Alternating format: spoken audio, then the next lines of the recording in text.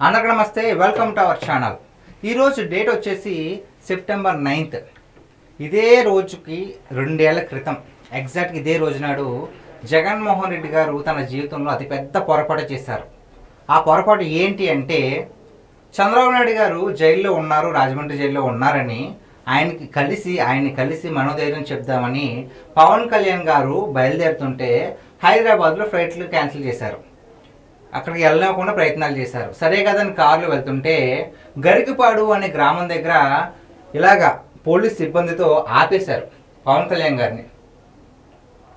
ఆ ఒక్క ఇన్సిడెంట్ ఇప్పుడు ఆంధ్రప్రదేశ్ రాష్ట్ర 2024లో ఆంధ్రప్రదేశ్ రాష్ట్ర రాజకీయాలను తిరగరాసింది. అప్పుడు దాకా ఉన్న రాక్షస పాలనను అంతం చేయడానికి ఒక మంచి అవకాశం దొరికింది ఆంధ్ర ప్రజలకు. అదే ఈ ఇన్సిడెంట్. ఏంటి ఇన్సిడెంట్ అంటే అంతలాగా ఏమైపోయింది అనుకుంటున్నారు కదా. అసలు ఏమైంది అంటే, ఇలా ఆపేశారు పవన్ కళ్యాణ్ గారిని. వెళ్ళడానికి లేకుండా వీలు లేకుండా చేశారు.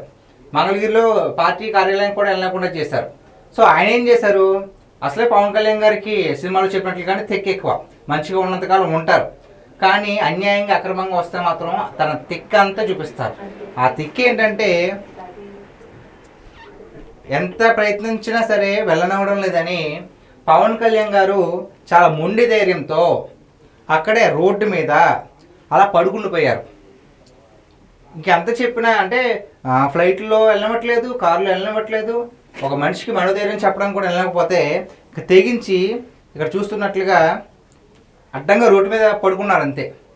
ఎక్కడ పవన్ కళ్యాణ్ గారిని కూడా అరెస్ట్ చేస్తారేమో అన్న చిన్న డౌట్, అంతే ఒక చిన్న డౌట్ జన సైనికులకి కలిగి నైట్ అంతా మొత్తం అందరూ దిగిపోయి పవన్ కళ్యాణ్ గారు చుట్టూ వెనకాల వస్తూనే ఉన్నారు.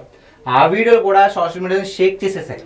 పవన్ కళ్యాణ్ గారు ఆ మరుసటి రోజు చంద్రబాబు నాయుడు గారిని వెళ్ళి కలిసి మనోధైర్యం చెప్పి, మరి అక్కడ ఆయన ఏం మాట్లాడుకున్నారు మనకేం తెలియదు, కానీ బయటికి రావడమే ప్రెస్ మీట్ పెట్టి ఒక నిర్ణయాన్ని అయితే తీసుకోవడం జరిగింది. ఆ నిర్ణయాన్ని బయటికి చెప్పారు. ఒకవైపేమో బాలకృష్ణ గారు, మరోవైపేమో నారా లోకేష్ గారు, వీళ్ళ సమక్షంలో మేము కలిసి పోటీ చేస్తున్నాము, ఇప్పుడు నిర్ణయించుకున్నామని చెప్పి ఆ ఒక్క మాట ఆంధ్రప్రదేశ్ రాష్ట్ర రాజకీయాల్ని మార్చేసింది. మామూలుగా మార్చలా, ఒక రాక్షస పాలన అంతం చేయడానికి మంచి అవకాశం వచ్చింది అని 2024 ఎన్నికల్లో ఓటు వేయడానికి ప్రతి ఒక్కరూ ఏ రాష్ట్రంలో ఉన్నా, ఎక్కడ పనిచేస్తున్నా, వేరే ఊర్లలో ఉన్నా సరే ప్రతి ఒక్కరూ రావడానికి ప్రయత్నించారు.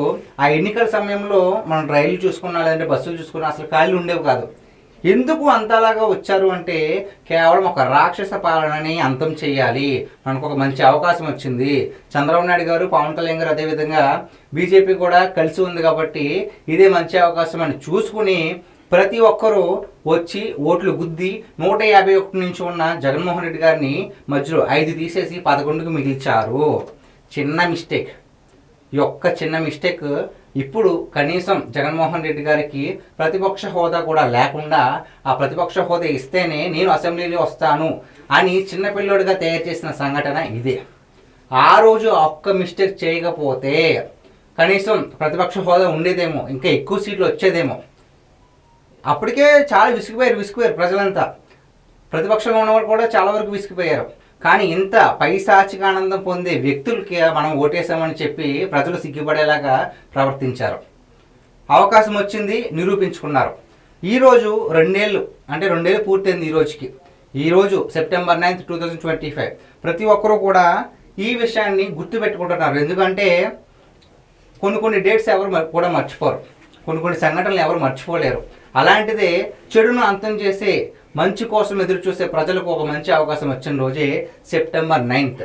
పవన్ కళ్యాణ్ గారు ఆ రోజు స్టాండ్ తీసుకుని ఇలాగ మేము మీకు తోడుగా ఉంటామని చెప్పి ఎలాగైనా సరే చాలా వరకు ఆయన వంతు ఆయన ప్రయత్నాలు చేసి, అంటే కష్టాల్లో ఉన్నవారికి సమస్య మొత్తం తీర్చక్కర్లేదండి, నేను ఉన్నాను అనే ఒక భరోసా, ఒక నమ్మకం ఇస్తే చాలు, వాళ్ళు కాస్త మనోధైర్యంగా ఉంటారు. ఆ పని చేశారు పవన్ కళ్యాణ్ గారు. అప్పటికీ 2 కలవల పార్టీలు, వేరే పార్టీలే. కానీ ఈ దుర్మార్గుడు ఉంటే ఇంకేం చేస్తాడో, ఎలాగైనా సరే కలిసి రావాలని చెప్పేసి ఒక నిర్ణయం తీసుకుని మొత్తానికి ఒక నిరంకుశ పాలకు అంతం పెట్టి ఒక మంచి పాలన అందించాలని డిసైడ్ అయ్యారు. ప్రజలు కూడా దీన్ని ఏకీభవించి వాళ్ళకి ఘన స్వాగతం పలికారు. సో గైస్, ఇది ఈరోజు మన వీడియో. ఈ సెప్టెంబర్ 9th అయితే ఎవ్వరు మర్చిపోలేరు. సో పవన్ కళ్యాణ్ గారు చేసిన ఆ రోజు ఆ ధైర్యానికి ఇప్పుడు మనం ప్రజెంట్ కూటమి ప్రభుత్వం పరిపాలనలో ఉన్నాము, మంచి పరిపాలన అందుతుంది. ఇంకా ఆ రాష్ట్రాన్ని ఏ విధంగా అభివృద్ధి చేయాలని కూటమి ప్రభుత్వం ముందు అడుగులు వేస్తుంది. కూటమి ప్రభుత్వం ఏం పని చేసినా సరే విషం చెల్లడానికి రెడీగా ఉంటున్నారు వైసీపీ. అయినా సరే వాటన్నిటిని తట్టుకుంటూ ప్రజలకు మంచి చేయాలి, ఇచ్చిన హామీలన్నీ కూడా నెరవేర్చాలని పంతాతో కూటమి ప్రభుత్వం ముందుకెళ్తుంది. ఈ వీడియో పైన మీ విలువైన అభిప్రాయాన్ని కామెంట్ రూపంలో తెలియజేయండి. Thank you.